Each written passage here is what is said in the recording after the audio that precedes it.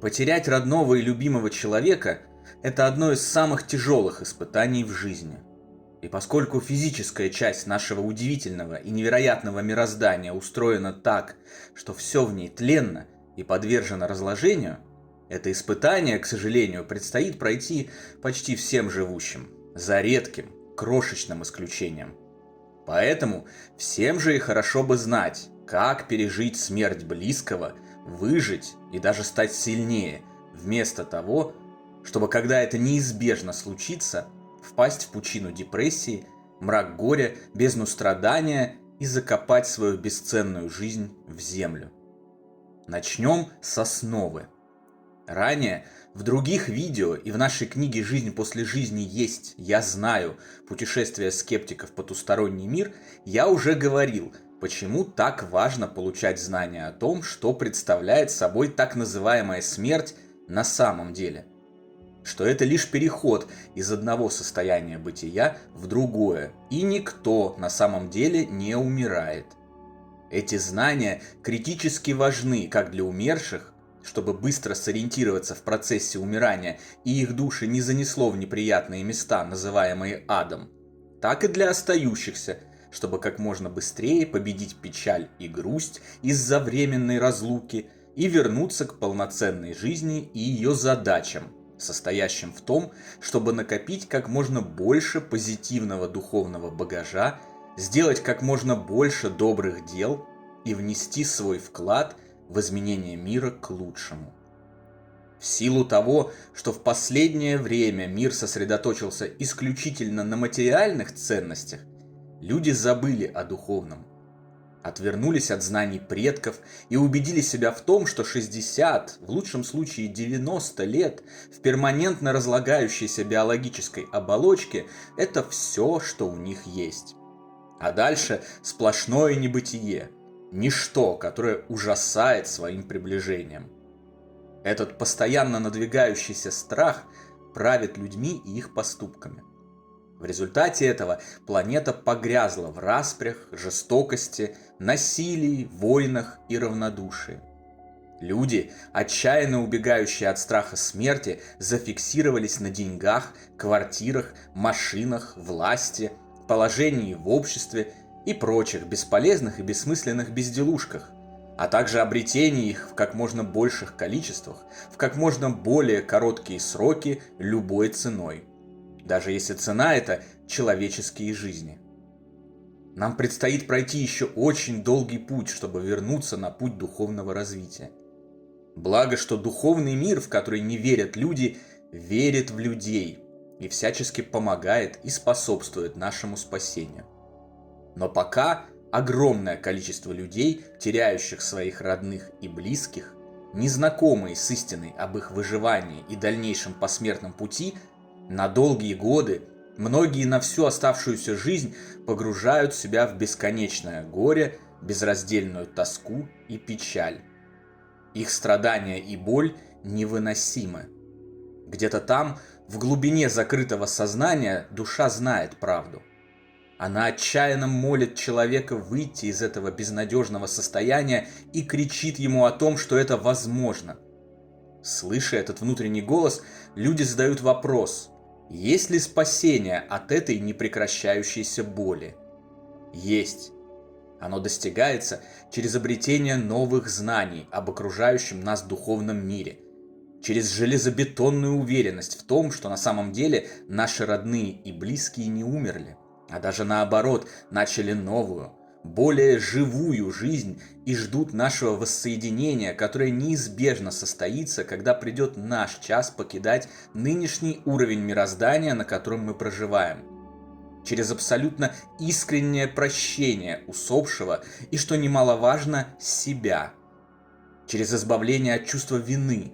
Через знание, что чрезмерные горе, тоска и печаль вредят нашим любимым на том свете, а наши улыбки, позитив, счастье, молитвы и любовь, посланные им, наоборот, помогают.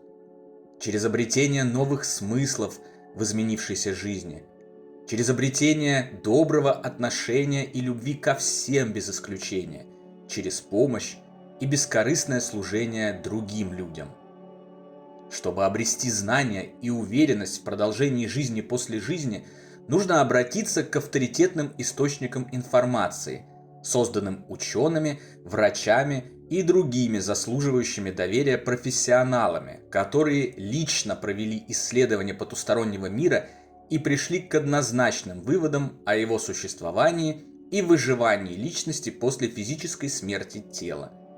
Я предложил вам перечень таких источников в ссылках раздела о канале, а также во всех наших книгах, в том числе распространяемых бесплатно. Чтобы простить усопших из себя, нужно осознать, что во Вселенной нет ничего важнее, чем наша любовь друг к другу. Из нее буквально соткано все сущее. Она соединяет нас независимо от любых обстоятельств. Она побеждает все, все преодолевает и все прощает. В первом послании апостола Павла к Коринфянам сказано: «Любовь долготерпит, милосердствует, любовь не завидует, любовь не превозносится, не гордится, не бесчинствует, не ищет своего, не раздражается, не мыслит зла, не радуется неправде, а сорадуется истине, все покрывает, всему верит, всего надеется, все переносит». Любовь никогда не перестает. Если мы действительно любим друг друга, то нет ничего, что мы не могли бы друг другу простить. Наши усопшие родные прощают нас в ту же минуту, как покидают свои физические тела, так как для них становится очевидна сила настоящей любви. Им становится понятно, что земная жизнь – это по сути подготовка, предисловие к жизни настоящей, и все, что в ней было, не заслуживает того, чтобы затаивать обиды и нести с собой этот груз дальше. Они прощают нас, а значит и мы должны простить себя. Настанет час, и бренный мир сгинет, словно морок, открыв перед нами все великолепие и все возможности мира духовного. Мы вернемся домой и будем счастливы со своими родными и любимыми.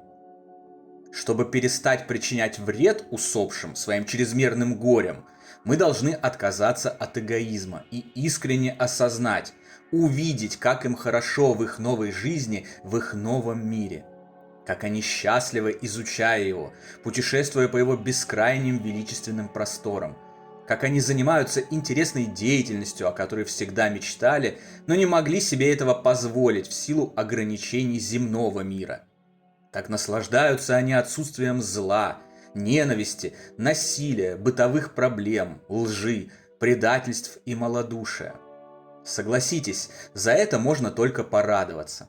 И я абсолютно убежден, что когда-нибудь мы обязательно вернемся к восприятию смерти наших древних предков, которые провожали умерших на ту сторону не с горем, не с бесконечной тоской, но с радостью, понимая, что мертвые прошли самый тяжелый этап своей жизни и впереди у них только самое лучшее.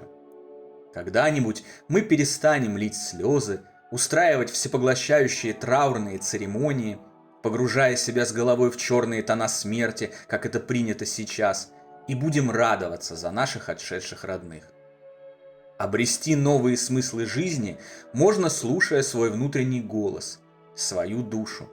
Она никогда не лжет и обязательно подскажет, куда нужно двигаться дальше в навсегда изменившихся условиях.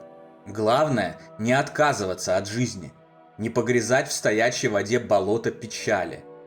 Кто-то найдет новую работу, кто-то сосредоточится на детях и внуках, кто-то будет помогать нуждающимся.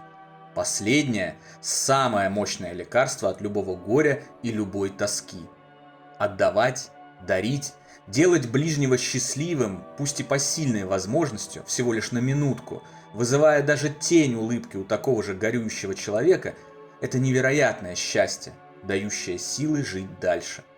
Попробуйте, и вы сами это почувствуете. Приведу наглядный и понятный всем пример. Известный актер и прекрасный человек Киану Ривз за короткое время потерял ребенка и свою любимую девушку. Это надолго погрузило его в пучины депрессии, горя и страдания. Но сегодня мы знаем Киану как одного из самых добрых, великодушных и милосердных людей, помогающего обычным простым гражданам всем, чем он может. Это может выразиться в пожертвованном в детский дом миллионе долларов, а может в простом визите на свадьбу к незнакомой паре, которая мечтала увидеть знаменитого актера среди гостей, но даже не могла и надеяться на то, что такое желание может исполниться. И не важно, что первое стоило Киану миллион, а второе ни копейки. По силе добра и проявленной любви эти поступки равноценны. Сегодня Киану счастлив со своей подругой жизни. Он унял душевную боль и продолжил жить, помогая другим и делая мир лучше. Своим примером он показал, что путь к исцелению себя лежит через исцеление других. Не стоит убеждать себя в том, что у звезды Голливуда с его деньгами все устроено как-то иначе. Не иначе. Все устроено одинаково. И деньги в данном случае не значат абсолютно ничего. Я привожу этот пример исключительно потому, что он максимально нагляден и известен. Но подобных примеров невероятных трансформаций и открытия себя свету, любви и знаниям и у никому неизвестных людей миллионы. Суть здесь проста. Раз смогли они, значит может и любой из нас. Тем, кто потерял своих самых родных и любимых людей, может показаться, что теперь они остались абсолютно одни. Но это не так. На самом деле мы никогда не остаемся одни. С нами всегда наши ушедшие на ту сторону близкие, наши наставники, ангелы-хранители и сам Господь Бог. Эта большая, могущественная группа духовной поддержки никогда не оставляет нас наедине с трудностями. Если научиться слушать и слышать их, ощущать рядом их присутствие, можно стать неуязвимым человеком, не страшащимся никаких трудностей и испытаний, независимо от имеющихся в распоряжении физических ресурсов. Не буду врать и лицемерить. Получить мгновенное обезболивание, когда потеряно горячо любимое существо, с которым связана каждая клеточка тела, каждый атом души, а жизнь разделилась на до и после, невозможно. Будь это так, это и не было бы самым тяжелым нашим испытанием. Над каждым пунктом данного мной перечня этапов эвакуации из ямы горя и скорби нужно начать прилежно и методично работать и потихоньку продвигаться. Маленький шажок за шажком. Не ждите сразу многого. Дайте себе время. Прилагая силы, обретая знания, укрепляя веру, рано или поздно, но обязательно и неотвратимо вы обнаружите, что боль ушла, а вместо нее остались светлые эмоции, любовь, новые цели и спокойное ожидание воссоединения с любимыми в нашем общем духовном доме. Величественном, прекрасном и вечном.